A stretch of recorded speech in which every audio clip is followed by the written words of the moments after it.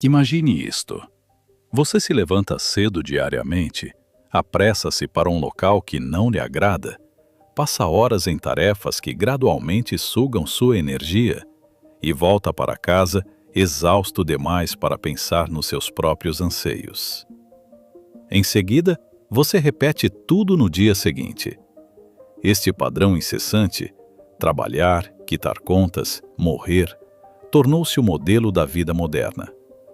Mas e se eu lhe dissesse que este ciclo não começa com seu primeiro emprego?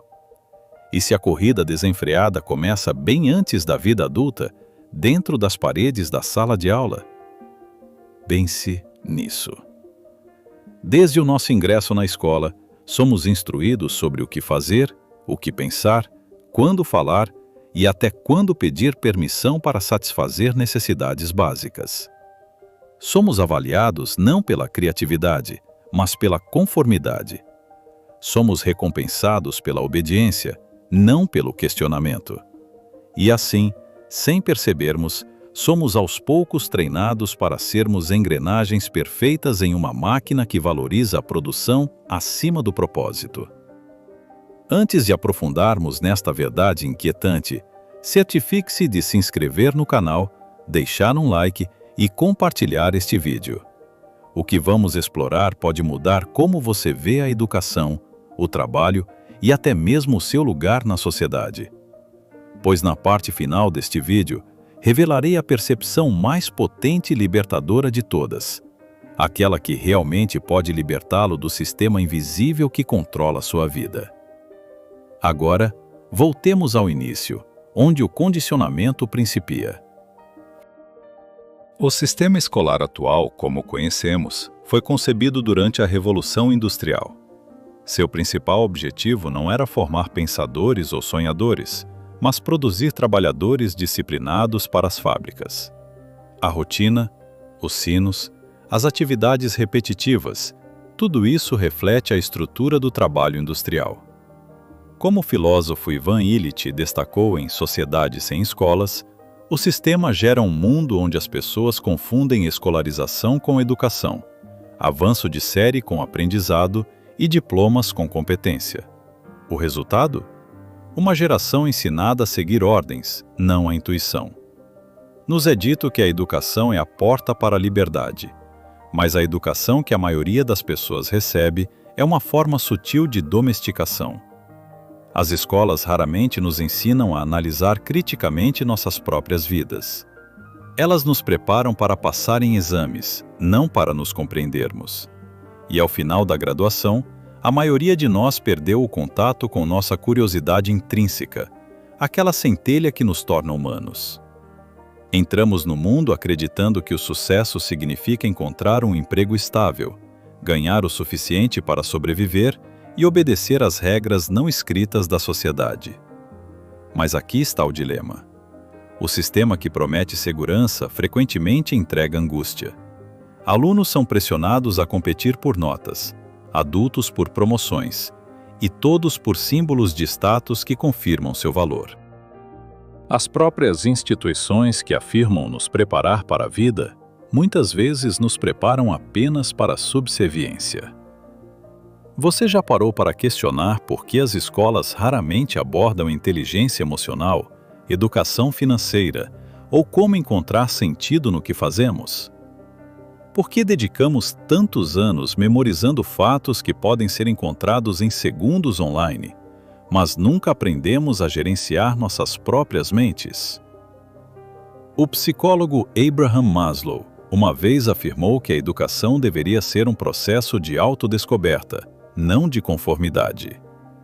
Contudo, a maioria das pessoas sai da escola sem saber quem são, o que amam ou o que realmente lhes importa. Em vez disso, aprendem a buscar validação externa, buscando a aprovação de professores, chefes e colegas. Tornam-se adultos capazes de seguir ordens impecavelmente, mas têm dificuldade em responder à pergunta mais simples: o que eu realmente quero da vida? Isso não é acaso. O sistema foi planejado assim porque trabalhadores obedientes são mais facilmente controlados do que pensadores livres. O filósofo francês Michel Foucault explorou isso em Vigiar e Punir, onde descreveu como escolas, fábricas e prisões compartilham a mesma lógica de vigilância e controle. Sinos marcam o tempo, a autoridade dita o movimento, e aqueles que desobedecem são rotulados como fracassos ou problemáticos. Não é mera coincidência, é uma estrutura de poder disfarçada de educação. Agora, isso não significa que a educação seja sem valor. O conhecimento é o caminho para a liberdade, mas apenas quando conduz à consciência. O problema não é aprender, é o modo como nos é ensinado o que aprender e por quê. Quando a curiosidade é trocada pela competição e o propósito pela performance, a mente começa a servir ao sistema em vez de si mesma. Pergunte-se, quando foi a última vez que você aprendeu algo apenas por genuína curiosidade, e não porque alguém disse que ficaria bem no currículo? Quando foi a última vez que você questionou o porquê de suas crenças? Não são apenas questões filosóficas, são os primeiros passos para romper as correntes invisíveis que nos prendem. Pois se a corrida dos ratos começa na escola, então a verdadeira liberdade começa desaprendendo. Mas o que exatamente devemos desaprender? Na próxima parte deste vídeo, desvendaremos como a transição da sala de aula para o ambiente de trabalho é projetada para mantê-lo aprisionado na mesma gaiola psicológica, apenas com apostas mais altas e menos saídas. Pense no momento em que você deixou a escola e entrou no mundo do trabalho. Você provavelmente sentiu que os anos de estudo haviam finalmente terminado, que agora estava livre para escolher seu próprio caminho. No entanto, a ilusão começou a se desvanecer rapidamente. Você percebeu que os mesmos padrões da escola o seguiram para a vida adulta. Os sinos viraram alarmes, os professores transformaram-se em chefes, as notas tornaram-se avaliações de desempenho, e o medo do fracasso permaneceu, apenas sob uma nova roupagem. É assim que o sistema assegura sua continuidade. A obediência cultivada na infância se transforma em dependência na vida adulta. Somos ensinados a buscar aprovação e a seguir regras, em vez de desenvolver autonomia ou questionar as estruturas ao nosso redor. Desse modo, o ambiente de trabalho torna-se a versão adulta da sala de aula, um local onde a criatividade é sacrificada pela eficiência, a individualidade é substituída por papéis e cargos, e a recompensa pela conformidade é meramente a permissão para continuar na corrida. O sociólogo Max Weber descreveu isso como a jaula de ferro da racionalização. Um mundo onde a vida humana se organiza em torno da eficiência, do cálculo e do controle. A ironia reside no fato de que este sistema foi criado para trazer progresso e estabilidade, mas ao fazê-lo, drenou o sentido de nossas vidas. As pessoas trabalham mais horas do que nunca, mas se sentem mais vazias internamente. Quanto mais produzimos, menos parecemos nos sentir vivos. Pense no percurso de vida de uma pessoa comum. Estude muito, obtenha boas notas, consiga um emprego, compre uma casa, pague as contas e se aposente, se tiver sorte, antes de morrer. Mas e se o próprio objetivo for a armadilha? E se o sistema nunca teve a intenção de levar à liberdade, mas sim de mantê-lo incessantemente ocupado? O filósofo Alan Watts comparou isso a um jogo em que nos dizem que o sucesso está sempre um passo à frente. Notas melhores, salário mais alto, casa maior. No entanto, ninguém nos avisa que o jogo foi manipulado desde o início. Quando nos damos conta, a maior parte do nosso tempo e energia já foi consumida. Por que tantas pessoas aceitam isso sem questionar? Porque o sistema recompensa a conformidade com conforto e pune a resistência com incerteza. Ele nos convence de que estabilidade é segurança e que seguir o caminho traçado por outros é sabedoria.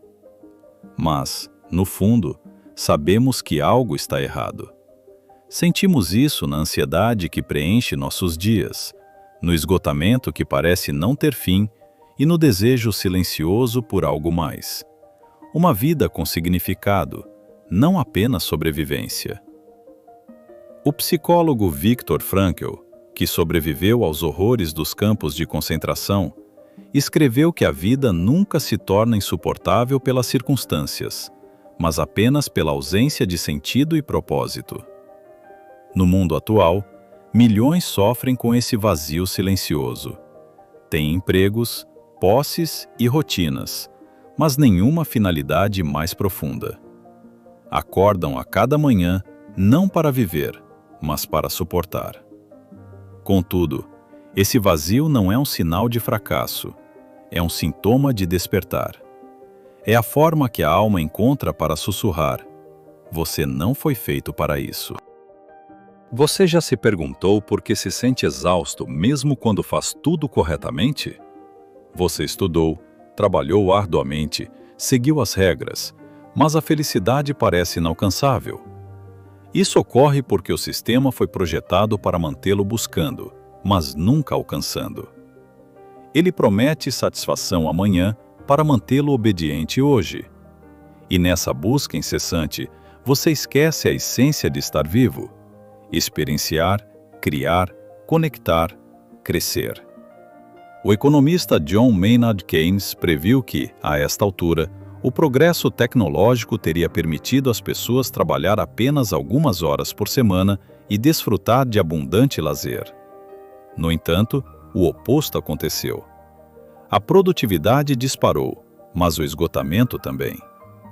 Construímos máquinas para poupar tempo e, em seguida, preenchemos esse tempo economizado com mais trabalho. O sistema não recompensa a eficiência com liberdade, mas sim com mais exigências.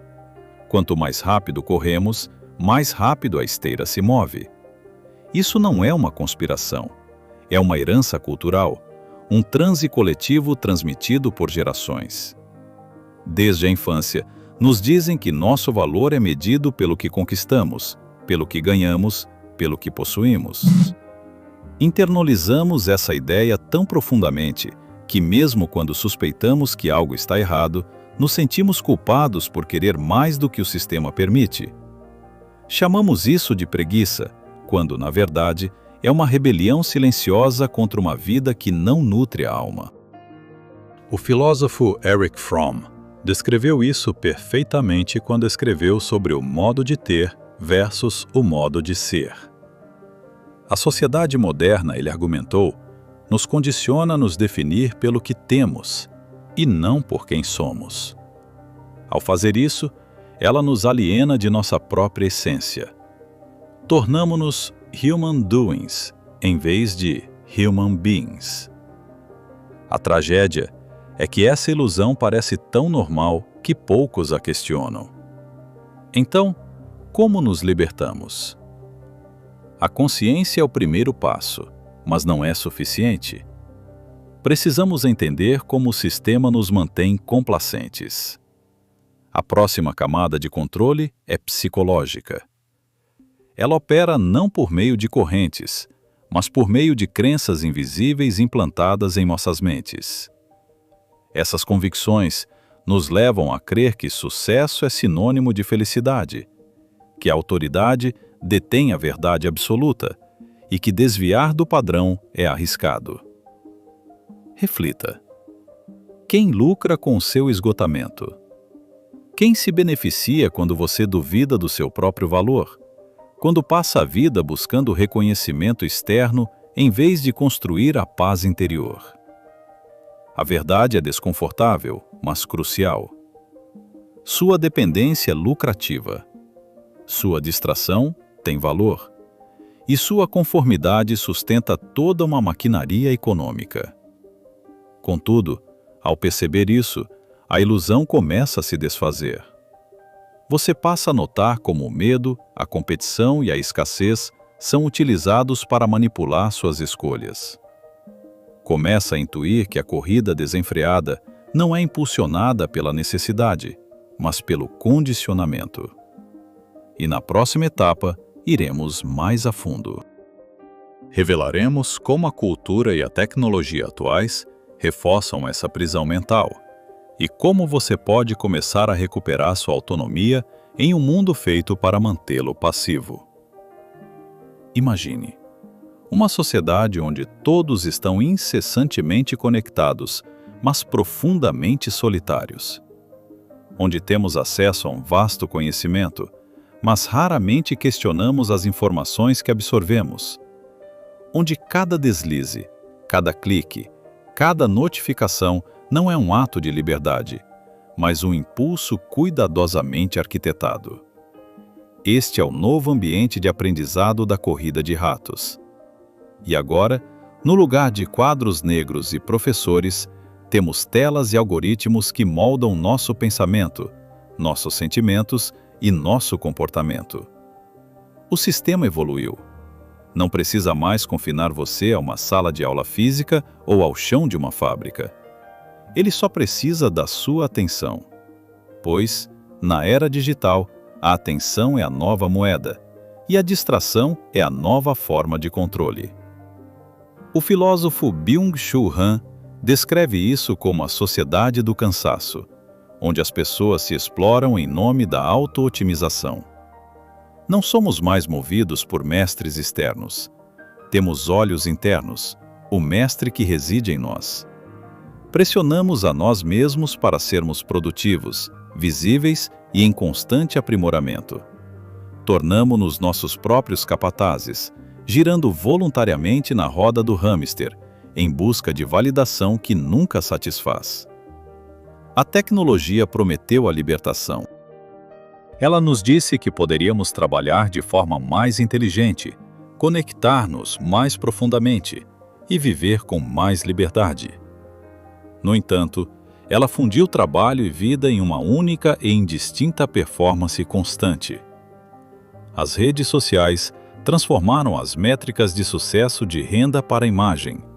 Agora, até o descanso precisa ser estético. Até a autenticidade precisa ser curada.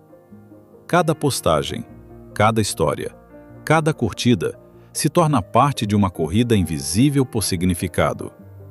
Comparamos nossas lutas íntimas com os momentos de destaque públicos de outras pessoas e nos perguntamos por que nos sentimos tão insignificantes. O sociólogo francês Jean Baudrillard uma vez escreveu que a vida moderna substituiu a realidade por simulacros, cópias de coisas que não têm mais um original. Nesse sentido, não buscamos mais a realização verdadeira, buscamos a imagem da realização.